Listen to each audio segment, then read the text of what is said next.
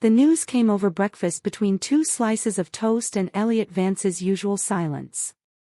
He didn't even look at me when he said it. He's coming next week. Just for a while. I stirred my tea slowly, pretending I hadn't just felt a shift beneath my ribs. He was his adoptive grandson, someone I hadn't seen since a Christmas 3 years ago, and even then, he barely spoke. I remember him as distant, a little awkward, polite in that way young men are when they don't know where they fit. He'd be staying in the guest room, the one down the hall from ours, the one I always kept too neat, too cold, like a hotel that never expected guests. That morning, I lingered over my reflection longer than usual, not out of vanity, just curiosity. My skin had grown paler over the years, like wallpaper that fades when no one looks at it. Elliot never noticed my changes: new perfume, new earrings, a subtle change in how I wore my hair. His attention had the consistency of a drip, quiet, clinical, expected. I couldn't remember the last time his eyes settled on me with anything other than recognition, and that wasn't hate or even resentment, it was emptiness dressed up as routine. There wasn't anything exactly wrong in our marriage, no loud arguments, no slammed doors, no threats or betrayals. It was just vacant, the kind of vacancy you don't even notice until your hand reaches across the bed in the dark and finds nothing. His affection came in forms that didn't touch me: fixed mortgages, fresh coffee, scheduled oil changes. And I needed touch, not just physical.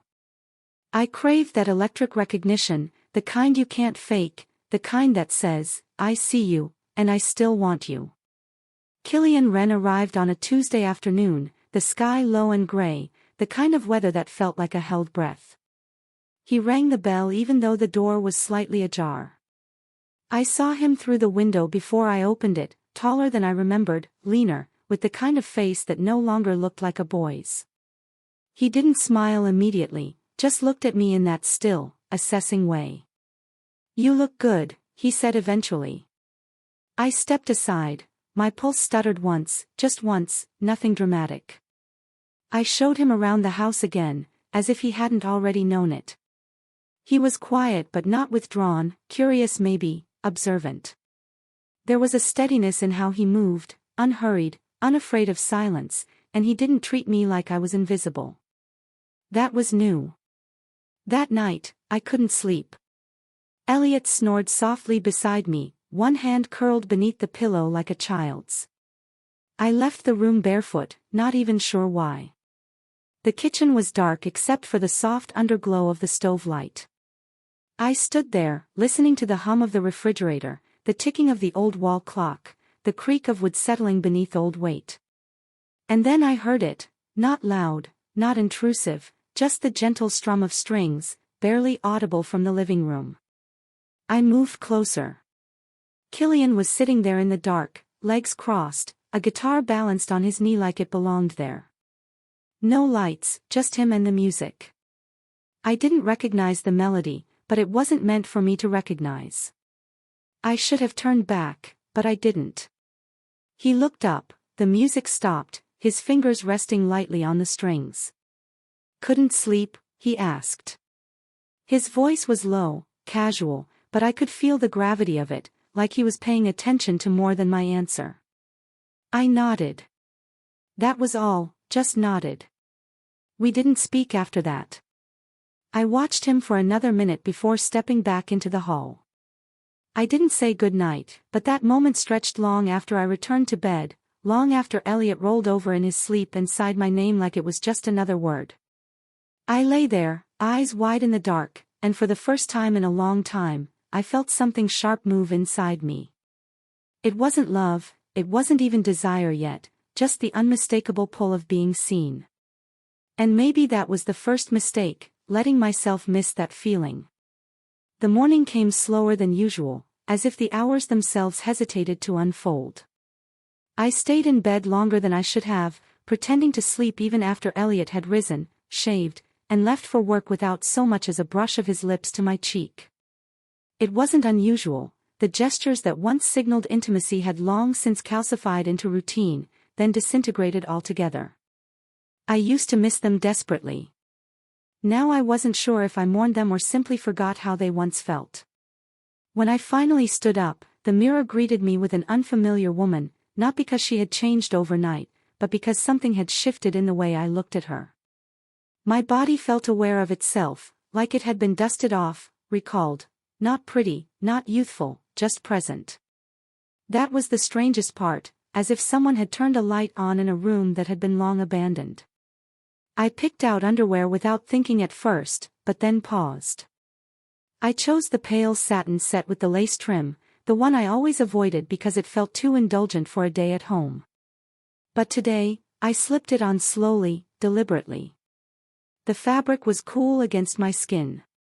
When I pulled a sweater over it, I didn't tuck it in. I wanted to feel the difference, not for anyone, just for the awareness, or so I told myself. I spent the next hour in quiet tension, folding towels, unloading the dishwasher, walking to the mailbox just for air. Killian hadn't come down yet, or maybe he had and I missed it, but I was hyper-aware of the space he occupied, even when I couldn't see him. I told myself it was just the shift in household energy, the way any new presence can throw off the rhythm, but I didn't believe myself. Around noon, I heard the shower upstairs, not ours, the guest bath. I busied myself in the hallway linen closet, pretending to reorganize shelves that didn't need organizing. The door was slightly ajar, steam curling from the gap. Killian emerged moments later, towel slung around his shoulders, damp curls clinging to his forehead. His chest was bare, torso lean and toned, not with vanity but with youth. He didn't flinch when he saw me, just smiled slightly. "Hey," I muttered, something vague I couldn't remember what, then turned and ducked into the closet again. My pulse thudded in places I'd forgotten it could reach. I stood there, gripping a stack of towels, breath shallow, telling myself I was being ridiculous. A few minutes passed, I composed myself. Later that afternoon, Killian found me in the laundry room. The washing machine was turning, my sweater sleeves rolled up, hands deep in a basket of whites. "Do you know where the extra towels are?" he asked, standing in the doorway. I turned too quickly and nearly lost my balance. "Yes, sorry, top shelf in the hall closet." He followed me as I led him to it. The hallway was narrow, forcing proximity. I reached up, tiptoeing to grab one of the neatly folded stacks. He was close, I could feel the heat of him without touching. I passed him the towels, but one slipped from the top and fell. We both bent to pick it up, and that was when it happened. Our hands met briefly, but something in the contact held longer than it should have. We both straightened at the same time, eyes locking. He didn't say anything, neither did I, and then he leaned in, not abruptly, not clumsily, but like he was listening for permission in the space between us. His lips brushed mine once. It wasn't possessive, it wasn't apologetic, it was a whisper, just a moment of proof that the tension hadn't been imagined. I froze, the towel still in my hand. He pulled back slightly, watching me, waiting for a reaction I didn't know how to give. I stepped back, not out of rejection, but out of confusion. He said nothing, neither did I. We stood in silence, the moment suspended in the narrow hallway, surrounded by linen and stale air. And then he nodded once, turned, and walked away. I stood there alone, every nerve in my body awake, as if I'd been struck by something electric but invisible. Later, I washed my hands, as if that would help. It didn't. I sat on the edge of the bed that night in my robe, Elliot beside me, already half asleep. He asked vaguely, "You good?" And I nodded, but I wasn't. I didn't even know what good meant anymore. All I could feel was the soft ghost of Killian's mouth on mine and the terrifying truth that I didn't want to forget it. The next morning, I woke before the alarm, not out of restfulness. On the contrary, my body felt suspended in tension, as if waking itself before my thoughts could descend into the thick recollection of the day before. But it was already there, playing like a silent reel in my head while the kettle whistled and I smeared butter on toast with a hand that shook only slightly. Killian was already in the kitchen, calm, unreadable. A dark t-shirt clung loosely to his shoulders, damp hair curling slightly over his forehead. He ate cereal like nothing had happened, like I hadn't let his lips touch mine in a hallway not 30 feet from where we now sat. I entered quietly, took my place one seat away from him, and poured tea in deliberate, measured movements. He didn't look at me, or maybe he did, but not in the way he had before, or perhaps that was just me. Perhaps I had built something in my mind that lived larger than it ever did in the real world. Still, the silence felt occupied, not empty, but weighted, as if every clink of the spoon against the bowl echoed louder because we were both listening, not for words, but for signs, for consequences. He finished before I did and walked past me with a soft, "Thanks." I answered with a nod, not lifting my eyes. When he was gone, I sat at the table for what felt like another hour, staring at the stripe of sunlight crawling slowly across the wood, wondering what exactly had begun the moment our mouths met and what would happen if it didn't end. The rest of the day passed like I was moving underwater. I went to the pharmacy, folded laundry, took a brief phone call with a friend I barely heard. Everything that normally grounded me felt artificial now, like a play I was performing without heart. The air in the house had changed, and so had I. That evening, I lingered in the shower, not to cleanse, but to steady myself. The water ran hot over my skin, too hot, almost scalding, but I didn't adjust it. I needed the sting. I needed to remember that my body could still feel something other than numbness. After drying off, I spent far too long staring at my closet. I didn't want to dress for seduction, I didn't want to pretend, but I couldn't bring myself to return to oversized sweaters and soft cotton pants that dulled every curve. I chose a black dress, fitted, long-sleeved, modest in theory, but smooth against my skin. It clung, not provocatively, but deliberately. It was something I hadn't worn in years, and tonight it made me remember what it felt like to be a person who exists in her own skin. Killian was already outside by the time I came downstairs, on the back terrace under a dim porch light, drinking something hot from one of our older mugs. His legs were propped on the railing, posture relaxed. I stood behind the glass door for a long moment, unsure, then I slid it open and stepped out barefoot. The night was cool, the kind of cool that curled around your ankles and climbed slowly up your spine. He looked over but didn't speak. I sat across from him. For a long time, neither of us said anything. The stillness between us wasn't awkward, it was full. He finally glanced over and spoke, voice low. "You look different." I didn't respond. "When no one's watching," he added. I turned toward him, met his eyes in the half-light. "So do you." He gave a faint smile, it didn't reach his eyes. They looked tired, or maybe they were just real for the first time. I reached for the edge of my robe, adjusting it without reason. My fingers trembled, and I curled them into my lap.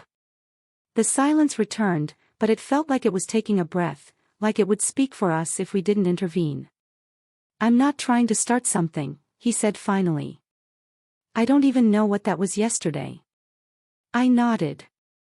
My voice, when it came, was quiet but steady. "Neither do I." But that wasn't true. I knew exactly what it was, a beginning, not of a romance, not of a plan, but of undoing, of something real enough to frighten me. And still, I stayed out there with him until the moon moved past the line of trees.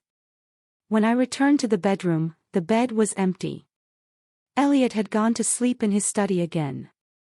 I slipped between cold sheets, pulled the blanket over my chest, and closed my eyes, but all I could see was the way Killian's eyes didn't flinch when I looked at him, as if he had already decided something I hadn't yet dared to say. The days began to shift after that night, not in any dramatic way, not with declarations or heated stares, but with an undercurrent that tugged at the fabric of everything ordinary. Breakfasts were quieter, but not in the usual detached sense. The silence between us now had breath, heat, a pulse. It carried memory and expectation. Elliot remained as predictable as ever. He left early, returned late, and filled the hours in between with structured calls and structured thoughts. He asked questions about errands, bills, grocery lists. He never asked about me, if I'd slept, if I dreamed, if I felt anything at all. I had long stopped expecting those things, but now each absence of care from him was a silent permission, a signal that said, "You are alone in this marriage more than you'll ever admit out loud." The weather turned cold that week, sharp winds cutting through the last breath of autumn in Ashwood Vale. I busied myself with outdoor work, raking leaves that blew back into place minutes later, pruning a garden that was already dying. It gave me the illusion of control, like I could tend to something and make it beautiful, even as it was ending. Killian came outside mid-afternoon. He wore a jacket too thin for the chill, hands shoved into the pockets like he needed to anchor himself. I was bent over the side path, scooping damp leaves into a bag, when I heard his footsteps on the stone. I didn't look up right away. He crouched beside me without speaking. His proximity was casual, but my body registered it with a hum just beneath the surface. He reached into the bag to help, our hands brushing again, and neither of us flinched this time. The touch didn't linger, but it stayed. I stood and wiped my hands on my jeans, heart louder than it should have been for such a small moment. We were standing beneath the skeletal branches of the old maple tree, the only one left in the backyard that hadn't completely shed its leaves. He looked at me, not through me, not past me, but at me, and for a second, I didn't feel middle-aged or overlooked or numb. I felt present. "You don't really talk to him," he said finally. It wasn't a question, it was a fact, spoken without judgment. I crossed my arms over my chest, not to guard myself from him, but from the truth. "We've talked about everything we need to," I replied, voice low. He nodded. "And what's left?" I didn't answer, not because I didn't know, but because saying it would make it real.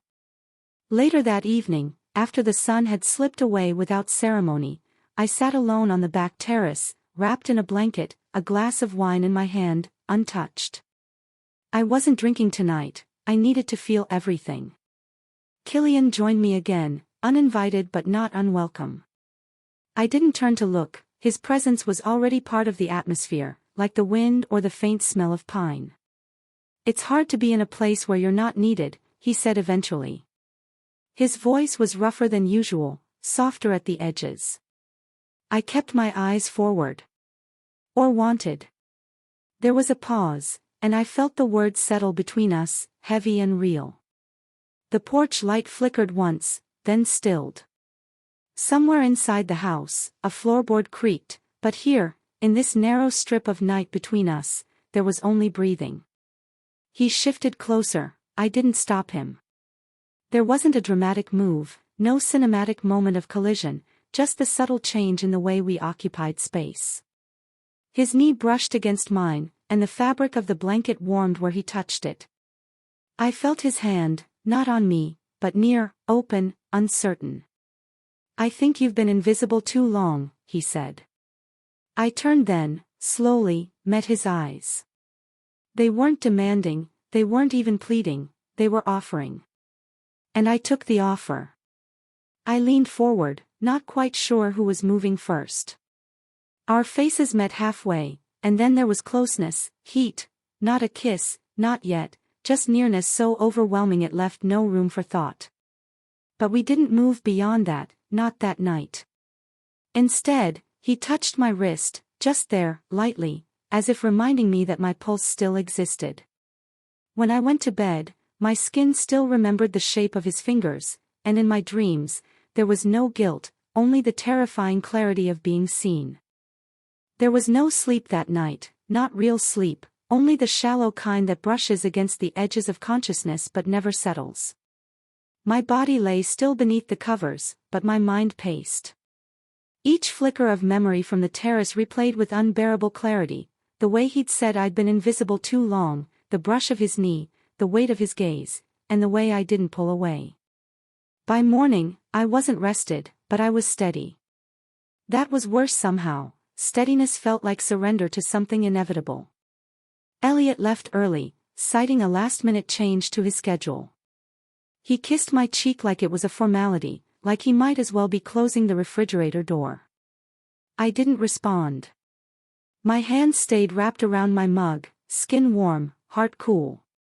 When the front door closed, I listened to the echo of his shoes fade down the walk, and I stayed in that silence for a long time.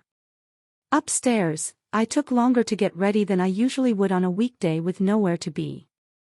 My closet was full of safe choices, neutral blouses, jeans, cardigans with fraying sleeves, but I reached for the dress I hadn't worn since my birthday 2 years ago, ivory silk, high neckline, buttons down the spine. It wasn't overtly provocative, it simply belonged to a woman who remembered herself. Beneath it, I chose lace, lightweight, nearly translucent, the kind I used to wear when I believed someone would see it. It wasn't for him, and yet it was, for this moment, for this version of me that refused to disappear again. Around midday, Killian appeared in the kitchen, phone in one hand, hair damp from a shower. His eyes met mine, and for a moment, he just stood there, watching, not ogling, not guessing, just recognizing. I didn't look away. We didn't speak then, there was nothing to say that wouldn't betray everything. By late afternoon, the light changed subtly, like the house had exhaled. We had planned 2 days prior to drive out to a nearby antique warehouse in Iron Hollow. Elliot had suggested it, thinking it might be fun to pick up something for the guest room, but he never followed up, and the idea had dissolved like so many others. Killian had found the address on his own, asked if I still wanted to go. I told myself it was innocent. I knew it wasn't. The drive was quiet at first. Leaves rushed past the windows in quick bursts, like falling confessions. The air inside the car was warmer than it should have been. I fiddled with the volume, half listening to a song I didn't know, acutely aware of how close his hand rested on the gear shift, the kind of awareness that wraps itself around your breath. At the warehouse, we barely spoke to the vendor. Rows of furniture stretched into shadows, heavy with dust and the scent of old varnish. We wandered without purpose, pretending to look for something we wouldn't buy. I stopped by a mirror, tall, cracked slightly at one corner, and caught my own reflection. Killian came up behind me, and for the first time, he didn't try to keep distance. He stood so close I could feel the heat radiate off his skin through the thin layer of fabric between us. Our eyes met in the glass. "This isn't about the mirror," he said quietly. I turned around. There was no shock, no prelude, just closeness that needed resolution. The kiss was different from the first, more grounded, more real. There was no hesitation, no apology. His hand found the back of my neck, fingers threading gently through my hair, and I let go of the last fragile thread holding me upright. It was desperate, not in pace, but in meaning, like we were both trying to memorize the exact temperature of the moment. I felt the edge of a table press into the backs of my thighs, the rough wood grounding me. The warehouse around us disappeared, its silence folding into the space between our mouths. We stopped only because we had to, because time still moved, because daylight still threatened to catch us. On the drive back, we didn't speak. I stared out the window, tracing raindrops on the glass with my eyes. My heart had slowed, but not settled. My body remembered every second. When we pulled into the driveway, the porch light was already on, and he was there, Elliot, standing in the open doorway. He looked at me, then at Killian, no questions, no shouting, just one sentence. "You're early," he said it flatly, as if he'd merely commented on the weather. I froze. Killian beside me, still unreadable, reached for the door handle but didn't move. I stepped out first. My heels clicked against the driveway like gunshots. I held my breath as I walked toward the house, but inside me, everything was already burning. Elliot didn't ask where we'd been, not that night, not the next morning either. His silence wasn't avoidance, it was sharper, intentional, like a blade left on the counter, gleaming under the kitchen light, untouched but visible. Elliot went about his routines without pause, Coffee brewed at 6:03, radio murmured low by 7, shoes polished and tied precisely before 8. He left the house with a nod in my direction, keys jingling softly. Nothing in his actions suggested suspicion, but his eyes, when they did meet mine, no longer looked through me. They stopped, as if catching a movement behind glass. He didn't need to accuse me, his silence had already declared its verdict. After he left, the house deflated. The weight of unspoken truths pressed into the walls, the carpet, the air vents. I sat at the table with untouched tea and imagined what it might feel like if the world just cracked open beneath me, if everything simply ended. But nothing did. That was the cruelest part. I didn't know whether he had seen something or sensed it, or if the fact that he hadn't asked meant he already knew more than he wanted to admit. I waited for confrontation, for something to break, but it didn't come. Instead, Killian found me later that morning in the laundry room, folding shirts with slow, clumsy hands, as if the cotton fabric required translation.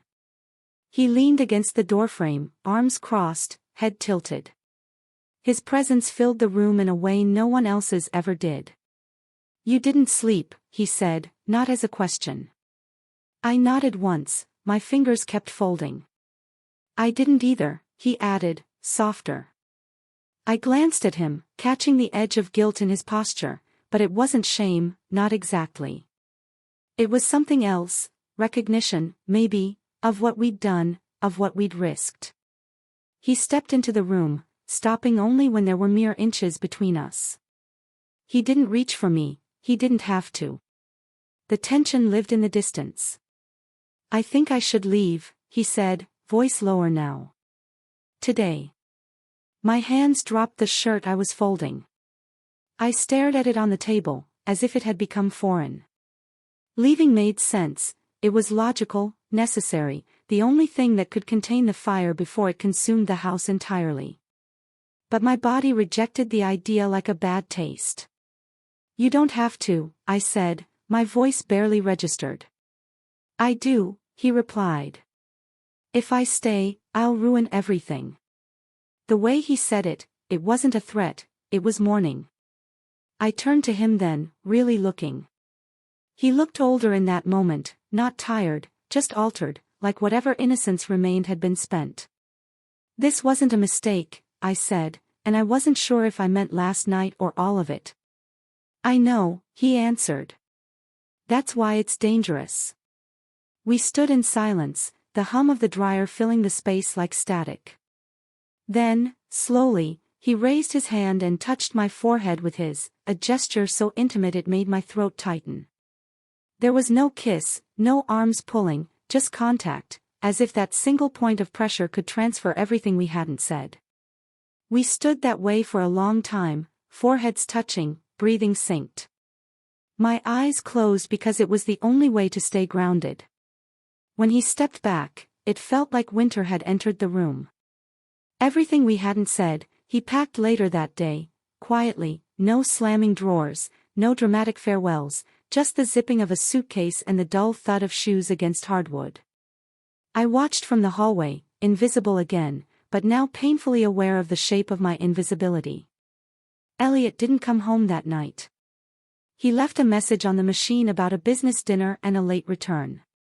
His voice was the same, neutral, practiced, sterile. I sat on the terrace after dark, wrapped in a sweater that smelled faintly of detergent and faintly of Killian. The mug in my hands had gone cold hours ago. My eyes stayed fixed on the gate, on the road beyond it, as if expecting something or someone to come back. But no one did. And I knew, even before the sun rose the next day, that something inside me had already begun to unravel. I had thought Killian's absence might offer some sense of relief, that with him gone, the air in the house would settle, the static tension dissolve. But the opposite happened. The silence no longer buzzed, it echoed. The rooms felt larger somehow, as if his presence had once filled them invisibly, and now everything stretched too far, every hallway too long, every pause too heavy. Elliot returned early the following evening, no warning, no call. I heard the garage door open while I was still in the kitchen, halfway through chopping vegetables I didn't intend to cook. My hands froze, the knife suspended midair. I waited for the usual footsteps, the casual unzipping of his jacket, the sound of his keys dropping into the bowl by the door. They came, but not in their usual rhythm, slower, more deliberate. I didn't turn around when he entered.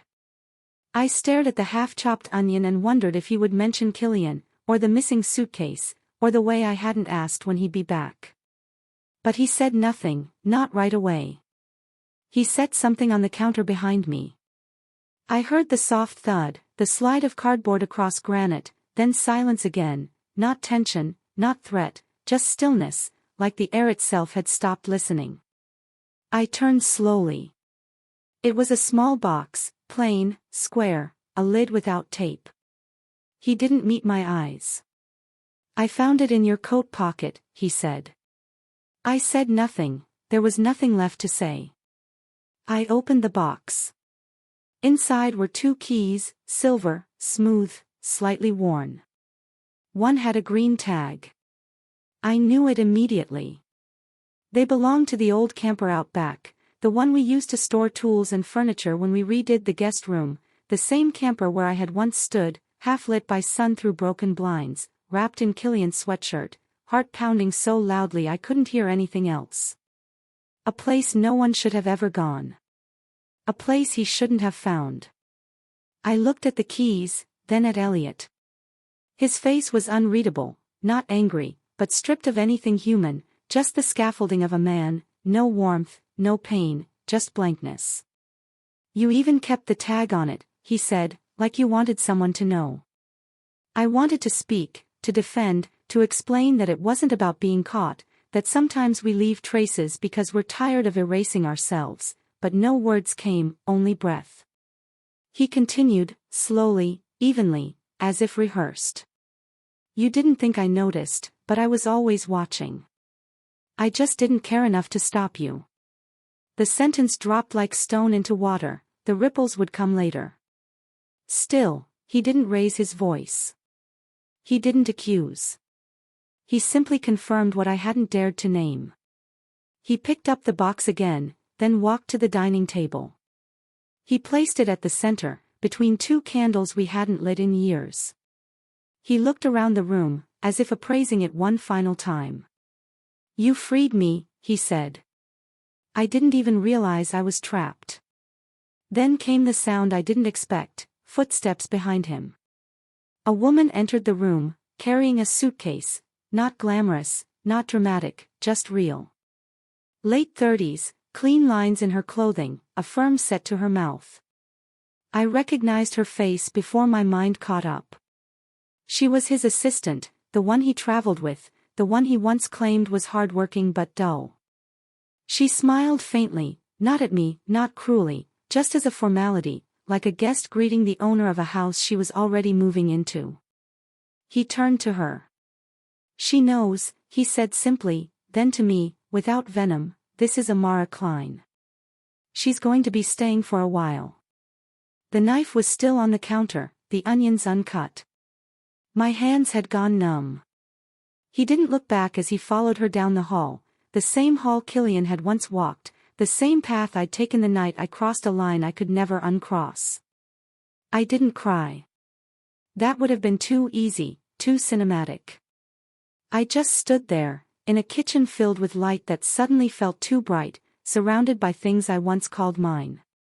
And somewhere under the numbness was a single, unmistakable thought: this wasn't punishment. This was the mirror, and I was finally seeing myself in it. The house had never been this quiet before, not even during those long, gray Sundays when we used to avoid each other under the illusion of peace. This silence was something else. It didn't rest on the furniture or hang in the air, it pressed against the windows, slipped under doors, settled into the fibers of the carpet. It watched me. I moved through the rooms as if I were a visitor. The scent of Amara's perfume was faint but present, fresh, citrusy, intentional, not something you choose when you're passing through. She was staying, that much was clear. Her shoes sat neatly by the front door, and there were new towels folded in the guest bath. I hadn't folded them. I hadn't even noticed when they were brought in. Elliot left for work early now, even earlier than before. He no longer passed through the kitchen where I sat with my tea, no nod, no words, just the sound of the front door closing, the car starting, the garage humming. He had made his decision, and I had no right to question it. I had made mine first. Later that afternoon, I wandered into the guest room, not the one where Amara was staying now, but the one at the end of the hall, the room that had always been a placeholder. It was colder than I remembered, dust had started to gather on the window frame, a corner of the curtain hung unevenly. I sat on the edge of the bed, the mattress creaking under my weight, and looked around, as if I were searching for something I'd left behind. But there was nothing, no scent, no warmth, no trace of Killian. He had taken everything with him, his backpack, his hoodie, even the old mug he used every morning. The only thing he had forgotten was a leather bracelet, curled like a question mark on the windowsill. I picked it up and ran my thumb along the worn edge. It was simple, understated, something he probably never took off until he did. I brought it to my room and placed it in the top drawer of my nightstand, alongside a few other things I'd never had the courage to throw out: love letters from high school, a photo of my mother laughing in the sun, a dried flower from a wedding bouquet. It didn't belong there, but neither did I. The phone rang once that evening. I didn't answer. The machine picked it up. Elliot's voice filled the room, calm, careful, businesslike. "I'm staying in the city tonight. Don't wait up." I stood in the hallway and listened to the beep. The sound was sharper than it should have been, like a period punctuating a sentence I hadn't realized I'd finished writing. I didn't eat dinner that night. I walked instead, down Ashwood Vale's tree-lined avenues, past manicured lawns and warm, glowing windows. Families moved inside them like shadows on screens, laughter, clinking dishes, the low murmur of televisions, all of it foreign, as if I were watching from another world. By the time I returned, the air inside the house had cooled again. I turned on the bedside lamp and stood in front of the mirror. My reflection met me with tired eyes and a mouth that no longer held pretense. I undressed slowly, not for seduction, not for ritual, but because I wanted to feel something against my skin that wasn't the weight of absence. I pulled out the same lace set I'd worn the day we drove to Iron Hollow.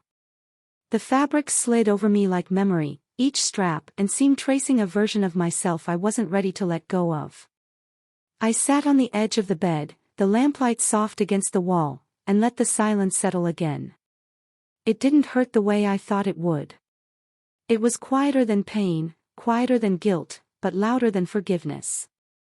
And when I finally lay down, the bracelet still resting in the drawer beside me, I understood something I hadn't until now: desire might fade, regret might dim, but remembrance, that lives in the body, even after the soul wants to forget.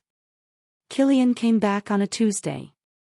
There was no advance notice, no text or call. I had just returned from the store, a single bag of groceries in my hand, things I didn't really need but bought anyway, because the act of choosing something, anything, gave me the illusion of direction. The house smelled of cold tile and unopened windows. I hadn't turned the heat up all day. It didn't occur to me that someone else might. I heard the car door shut while I was in the kitchen, a quiet, deliberate sound. The front door opened a few seconds later. I didn't move. I stood with a carton of milk still in my hand, my other fingers wrapped around a bunch of parsley that had already started to wilt. His footsteps came slowly, one after the other, not heavy, but grounded. He wasn't just passing through. When Killian appeared in the doorway, I saw he was holding something behind his back, a paper bag, crumpled slightly at the top. He looked tired, but not in the way people are after a long drive. It was something in his shoulders, resigned, unburdened, yet not light. He looked at me, not cautiously, not coldly, just evenly, like he was standing across from someone he used to know well and now didn't quite recognize. "I brought you something," he said. I said nothing, just nodded once. He placed the bag on the counter, pulling out a small bundle of wildflowers, imperfect, too many stems, colors that didn't match, the kind you grab at the last second from a roadside stand or maybe from someone's backyard. They weren't elegant, but they were real. I stared at them, not because they moved me, but because I didn't know how I was supposed to react. He didn't sit. He didn't even take his coat off. I wanted to talk, he said after a pause. No demands, no speeches, just talk. We stood in the kitchen, two people bound by shared history and divided by everything since. He looked around, eyes catching the new absence of things, an empty photo frame on the wall, the cleared counter where the coffee machine used to sit. He didn't ask what had changed, he could see it. I was angry, he continued, voice low but not surprised. Still, I said nothing, silence had become my only language. He stepped closer, resting his hand gently on the back of one of the dining chairs. He didn't touch me, not yet. I know I haven't been a good husband, he said. I stopped paying attention, not because I stopped caring, but because I didn't know how to show it anymore. Somewhere along the way, we forgot how to reach each other. I let the words sit between us, too exhausted to deflect them. I'm not asking to go back to how things were, he said. I don't want that. I met his gaze then, direct, unflinching, and for the first time in a long time, I believed him. He stepped even closer, not touching, but within breath. His expression was soft, not pleading, not proud, just open. I want to know the truth, he said, not to punish you, not to fix us, just to understand who you are now. I inhaled slowly, the air felt warmer than before. I don't want to be forgiven, I said. I want to be understood. He nodded. There was no flinch, no wounded silence, just acknowledgement, maybe even relief. He reached into his coat pocket and pulled out something small, his wedding ring. He placed it on the table gently, the sound was barely audible. I'm staying in the guest room, he said. I'm not here to claim anything, just to be present for whatever's left. Then, without another word, he turned and walked down the hallway. I stood there for several minutes, the wildflowers still in my hand, unsure whether to place them in water or let them dry out where they were. In the end, I dropped them in a glass jar, filled it halfway, and set it by the kitchen window. That night, I didn't cry. I didn't fantasize about running or reconciliation or punishment. I lay in bed, fully clothed, and stared at the ceiling, feeling the weight of everything I had done and everything I had allowed to be done to me. There was no neat ending, no full circle, no dramatic collapse, just two people under the same roof, no longer pretending, no longer hiding, finally breathing in the aftermath of everything they had destroyed and everything they might still salvage.